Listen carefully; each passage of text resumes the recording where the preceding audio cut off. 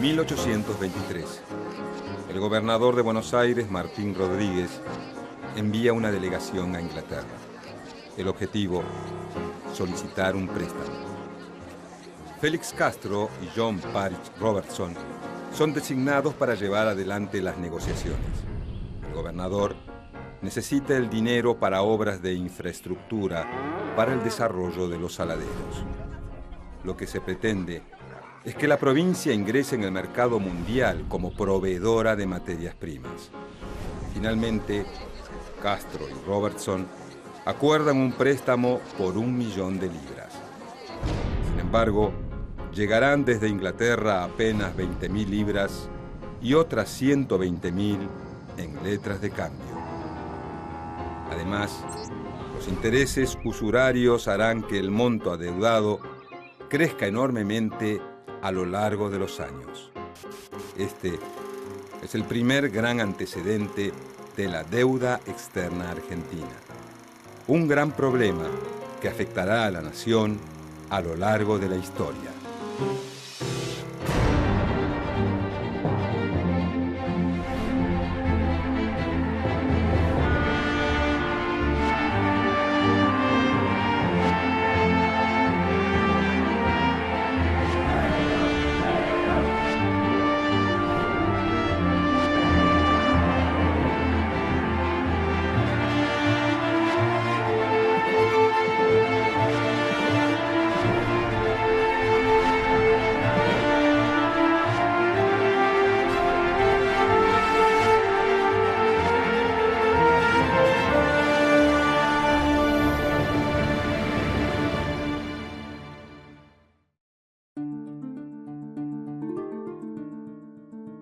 En los años posteriores a la Revolución de Mayo, surge un nuevo movimiento, el federalismo.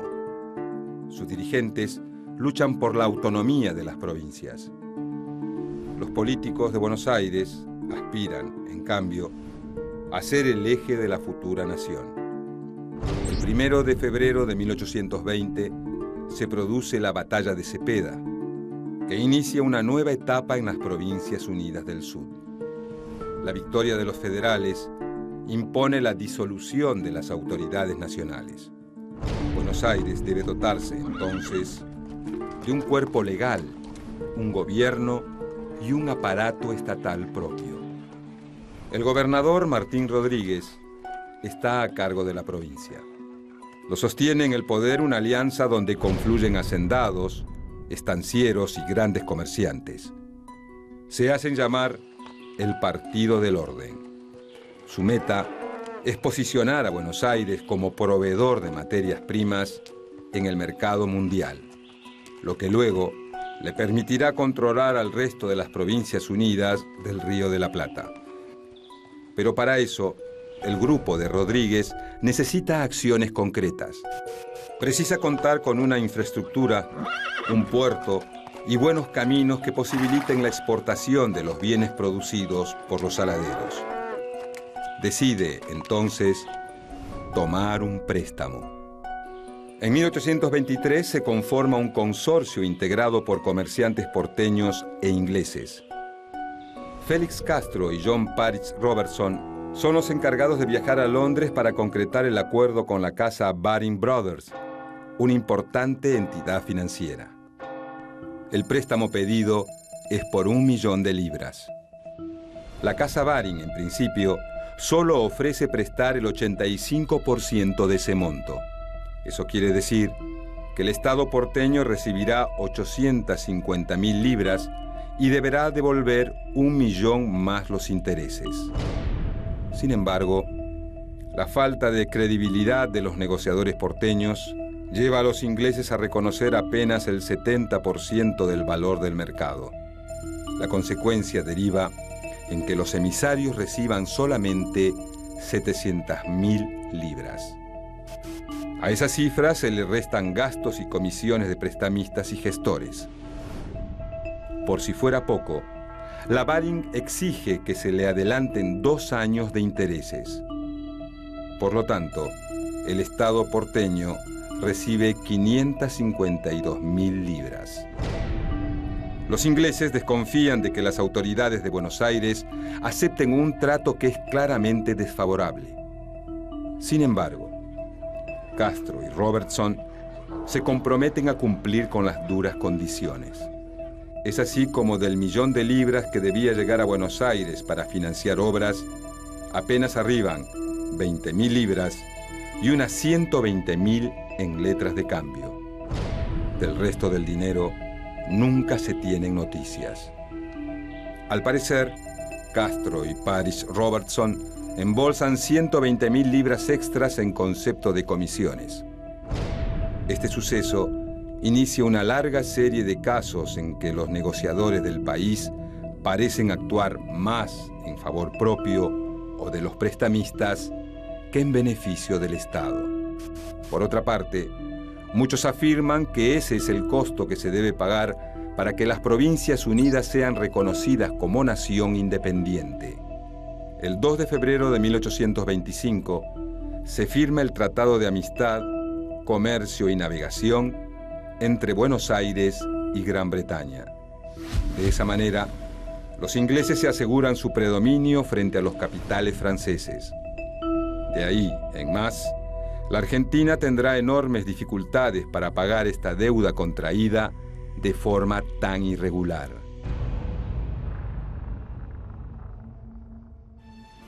En 1826, Bernardino Rivadavia, uno de los principales impulsores políticos del empréstito con la Casa Baring, es elegido presidente.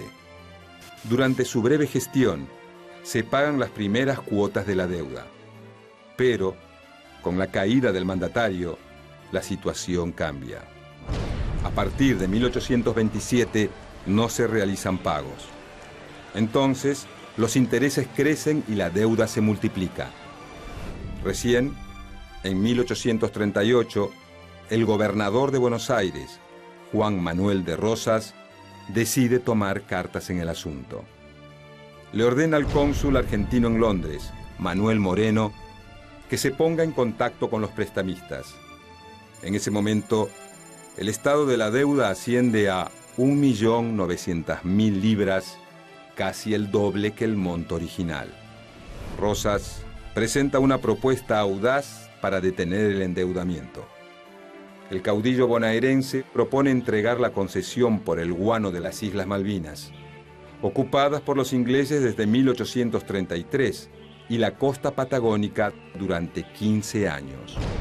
Busca así pagar la deuda sin comprometer las arcas de la provincia y al mismo tiempo asentar la soberanía sobre esos territorios. La estrategia es exitosa. Los ingleses aceptan el trato y durante varios años el gobierno bonaerense realiza pagos de 12.000 libras anuales. Pero nuevamente un suceso político modifica la situación. El 3 de febrero de 1852, el ejército al mando del caudillo entrerriano Justo José de Urquiza derrota a las fuerzas de Rosas en la batalla de Caseros. Rosas emigra del país. Su destino, Inglaterra. Mientras tanto, Buenos Aires interrumpe los pagos de la deuda. En 1855, el gobernador de la provincia de Buenos Aires, Pastor Obligado, hace un nuevo intento por terminar de una vez con el endeudamiento. Nombra a un financista con fuertes vínculos en Londres para resolver el problema, Norberto de la Riestra. Pero la renegociación termina costando caro. El emisario de Pastor Obligado acuerda un nuevo préstamo.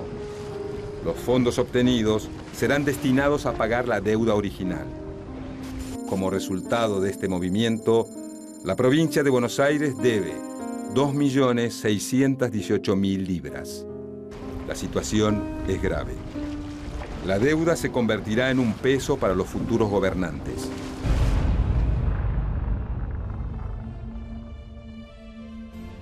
En 1866, durante la presidencia de Bartolomé Mitre, se aprueba la Ley 206, que establece que la deuda externa de la provincia de Buenos Aires se transforme en una deuda nacional. Mitre tiene un plan político para consolidar el incipiente Estado Nacional. Ese proyecto precisa de dinero fresco para solventarse, por lo que se decide pedir un nuevo préstamo. Esta vez, por la suma de 2.500.000 libras. Al igual que en el préstamo de 1824, los costos que deberá pagar el país serán altos. El 69% del capital otorgado se dilapida en comisiones, gastos y la toma de la deuda a un valor menor del nominal. El dinero que llega a Buenos Aires finalmente se utiliza para solventar la guerra del Paraguay, conflicto que impulsa la alianza de Argentina, Brasil y Uruguay. En 1868, cuando concluye la gestión de Mitre, la deuda externa asciende a 4.700.000 libras. Durante la presidencia de Domingo Faustino Sarmiento, el país vuelve a tomar nuevos préstamos para financiar su ambicioso plan de gobierno. Al término del mandato de Sarmiento en 1874, la deuda alcanza los 14.500.000 libras. El crecimiento de la deuda es una constante en esos años debido a la política de apertura comercial y a la decisión de que no paguen impuestos los terratenientes ni los capitales extranjeros. De esa forma, la única manera que tiene el Estado de solventar sus deudas es recurriendo a nuevos préstamos. En 1874, durante el gobierno de Nicolás Avellaneda, la economía argentina sufre las consecuencias de una crisis internacional. Europa atraviesa una depresión económica que afecta sobre todo a Gran Bretaña. Argentina, entonces, sufre una baja en su comercio internacional y tampoco puede conseguir nuevos créditos. El presidente Avellaneda se encuentra entre la espada y la pared. Su ministro de Hacienda, Lucas González, aplica un ajuste de gastos a través de una rebaja salarial del 20% a los empleados estatales. Tras una serie de negociaciones, en 1876, Argentina accede a otro préstamo, pero el costo nuevamente se hace sentir. Se otorga el préstamo con la condición de que se recorte el salario de los trabajadores del Estado en un 25% y se suspendan todas las obras públicas.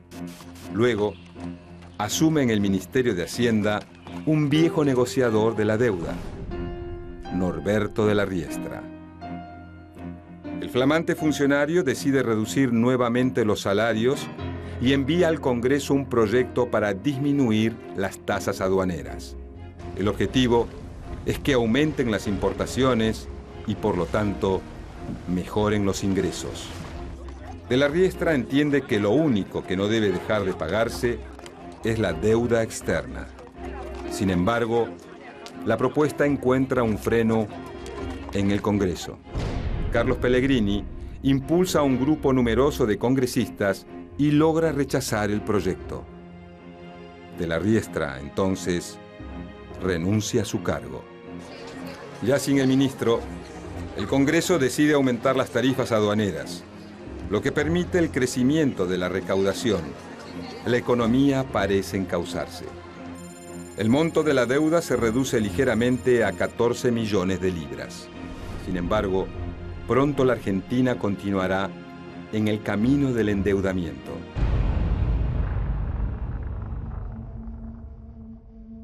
Entre 1880 y 1886, Julio Argentino Roca ocupa la presidencia. En ese periodo, la deuda pasa de 14 a 38 millones de libras. La novedad es que los prestamistas no son solo ingleses, sino también franceses y alemanes. Gran parte de esos capitales se utilizan en inversiones del Estado para educación, modernización del ejército y transportes. Miles de kilómetros de los ferrocarriles estatales son construidos gracias a esos préstamos. Pero, durante la presidencia de Miguel Juárez Celman, la economía vuelve a colapsar. Juárez Celman vende los ferrocarriles estatales a empresas privadas. El aumento de las importaciones y de los préstamos privados y estatales provoca que la economía tambalee. El 60% de los ingresos del Estado se utilizan para pagar la deuda. En 1890, la situación se vuelve insostenible. A la crisis económica se suma la crisis política. Surge la Unión Cívica, que protagoniza una revuelta que deja un importante saldo de muertos y heridos en la capital federal. Tras la Revolución del Parque, Juárez Celman renuncia y asume su vicepresidente Carlos Pellegrini.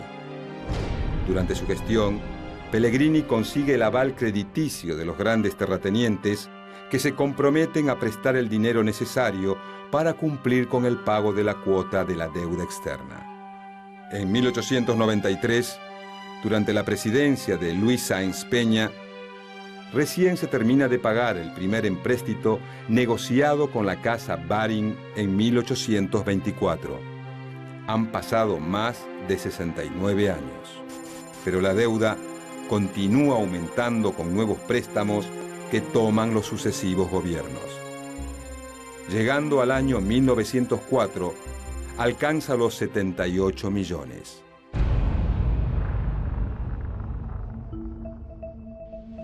En 1944, la Segunda Guerra Mundial llega a su etapa final. Los principales países capitalistas buscan maneras para salir de la crisis económica en la que están envueltos. Deciden entonces fundar una nueva entidad que regulará el tipo de cambio de las monedas locales mediante el otorgamiento de créditos. El nombre de este organismo será con los años muy conocido por todos los argentinos: Fondo Monetario Internacional. Sin embargo, el gobierno de Juan Domingo Perón se niega a participar en la fundación del FMI. El líder peronista considera que las decisiones económicas son demasiado importantes como para dejarlas en manos de un organismo internacional. El 16 de septiembre de 1955, Perón es derrocado. Se inicia un nuevo tiempo de inestabilidad política y económica. En 1956, bajo la presidencia de facto del general Pedro Eugenio Aramburu, la Argentina vuelve a entrar en el camino del endeudamiento. Ingresa al Fondo Monetario Internacional, al Banco Mundial y al Club de París. En apenas 3 años, la deuda crece de 57 millones a 1.051 millones de dólares. Como consecuencia directa, el Fondo Monetario Internacional empieza a tener injerencia en la política nacional y comienza una larga etapa en la que nuestro país pierde potestad para tomar decisiones económicas. En 1975, durante el gobierno de María Estela Martínez de Perón, la deuda externa llega a montos extremadamente altos. La cifra alcanzada es alarmante: 9.100 millones de dólares. Y la situación seguirá empeorando. El 24 de marzo de 1976 comienza la dictadura más sangrienta de la historia argentina. La Junta Militar, encabezada por Jorge Rafael Videla, nombra al frente del Ministerio de Economía a un hombre vinculado con las empresas y los bancos extranjeros: José Alfredo Martínez de Hoz. Mientras la dictadura reprime, tortura y desaparece a miles de argentinos, el ministro activa un nuevo plan económico. El resultado deriva en la destrucción de gran parte de la industria y el crecimiento del desempleo. En 1981, el teniente general Leopoldo Fortunato Galtieri se hace cargo del país. En ese momento la situación económica es grave, reflejo de la crisis que deja Martínez de Hoz. Al mando del Ministerio de Economía, nombra a otro hombre ligado al mundo de las finanzas: Roberto Alemann. Alemann toma una decisión que le costará muy caro a la Argentina. Impone el llamado seguro de cambio, una ingeniería financiera que les permite a las empresas disolver sus deudas en dólares. De esa manera, el Estado se tiene que hacer cargo de deudas por un total de 20.000 millones de dólares. Hacia 1983, cuando los militares dejan el poder, el país está devastado. El monto de la deuda externa es escalofriante: 44.375 millones de dólares. La flamante democracia se enfrenta a un desafío mayúsculo.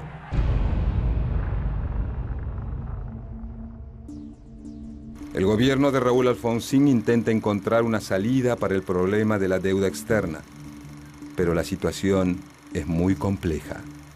Una de las primeras medidas de su gestión es declarar una moratoria unilateral hasta junio de 1984. De esa manera gana tiempo hasta averiguar el origen del endeudamiento. Su primer ministro de Economía, Bernardo Greenspoon, propone crear un club de deudores de países latinoamericanos con el objetivo de negociar en conjunto. Pero, como es de esperar, ambas medidas son rechazadas por los organismos internacionales de crédito y por Estados Unidos. Greenspoon es reemplazado en el Ministerio de Economía por Juan Vital Zurruil, que impone, con acuerdo del Fondo Monetario Internacional, el Plan Austral en 1985. Pero la situación económica se deteriora aún más. En 1989 se produce un nuevo colapso de la economía nacional. El precio del dólar se dispara. La espiral inflacionaria parece no tener fin, al igual que el aumento del desempleo. En ese contexto, el gobierno deja de pagar los vencimientos de la deuda. Alfonsín renuncia a su cargo con 6 meses de antelación. Lo sucede Carlos Saúl Menem. En este periodo, la deuda alcanza los 57.777 millones de dólares. A pesar de haber prometido en su campaña electoral una revolución productiva, las primeras medidas del nuevo mandatario son de tinte neoliberal. Privatiza las empresas estatales y plantea fuertes recortes del gasto público. En 1991, asume Domingo Cavallo en el Ministerio de Economía con la misión de controlar la creciente inflación. Se promulga la ley de convertibilidad que establece la paridad en 1 del peso al dólar. En poco tiempo la inflación se detiene, pero no la deuda. La industria local se ve castigada nuevamente por los productos importados, que se ven beneficiados por la sobrevaloración del peso. Además, se eliminan los controles estatales sobre el capital extranjero. Esto facilita la fuga de capitales al exterior. El tipo de cambio fijo provoca que el Estado siga tomando nuevos préstamos para pagar la deuda. En 1999, al asumir la presidencia Fernando de la Rúa, el país se encuentra en una profunda recesión y la desocupación crece a niveles históricos. El monto de la deuda externa alcanza los 152.000 millones de dólares. Sin embargo, de la Rúa mantiene la convertibilidad y aplica duras medidas de ajuste para mantener equilibradas las cuentas. Mientras tanto, el Estado Nacional continúa endeudándose para poder pagar los compromisos de deuda. Ni el blindaje financiero ofrecido por el Fondo Monetario Internacional en el 2000, ni el megacanje de deuda impulsado por Domingo Cavallo en su regreso como ministro de Economía consiguen frenar la recesión. Durante 2001, se fugan del país más de 13.000 millones de dólares. Y la deuda alcanza los 166.000 millones de dólares. En diciembre, la Argentina vive días agitados. En busca de detener la huida de capitales, Cavallo impone restricciones a las extracciones bancarias. Eso impide que los ahorristas puedan disponer libremente de su dinero. El 19 de diciembre de 2001 se produce un estallido social. Comienzan los saqueos en los supermercados y comercios de las principales ciudades del país. La respuesta del presidente ante un pueblo castigado por la pobreza es decretar el estado de sitio. De inmediato las calles se pueblan de cientos de miles de manifestantes y la represión no se hace esperar. El 20 de diciembre de 2001, mientras el país está sumido en el caos, De la Rúa renuncia a la presidencia y Argentina entra en la crisis política más profunda de su historia contemporánea.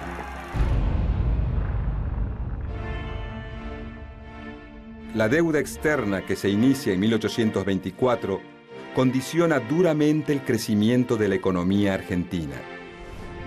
A los acreedores les conviene que el país siga endeudándose. De esa manera se aseguran de que la rueda no termine nunca. Se piden nuevos créditos para pagar las cuotas de préstamos anteriores. En 2004, el presidente Néstor Kirchner y su ministro de Economía, Roberto Lavagna, renegocian la deuda que se había dejado de pagar a fines de 2001 con bancos y acreedores privados. Se proponen quitas a los intereses y se reformulan las fechas de pago. Un año más tarde, se decide pagar el total de la deuda que el país tiene con el Fondo Monetario Internacional. Se desembolsan 9.810 millones de dólares. Con ese acto, se permite ahorrar 1.000 millones de dólares en intereses. Pero por sobre todas las cosas, se posibilita que nuestro país se desligue de la tutela ejercida por el Fondo Monetario Internacional a través de sus planes económicos. Al terminar el mandato de Kirchner, en 2007, la deuda desciende a 108.000 millones de dólares. A casi 190 años del primer préstamo, la sociedad parece haber llegado a un consenso mayoritario. El endeudamiento constante dificulta el crecimiento del país. Ese acuerdo, producto del duro aprendizaje de la crisis, ha sido decisivo para construir una economía nacional que pueda insertarse en el concierto internacional con una autonomía impensada tan solo una década atrás. El pago de la deuda deja de ser la mayor preocupación del gobierno, que puede concentrarse en resolver cuestiones prioritarias como la lucha contra la pobreza y la desigualdad social.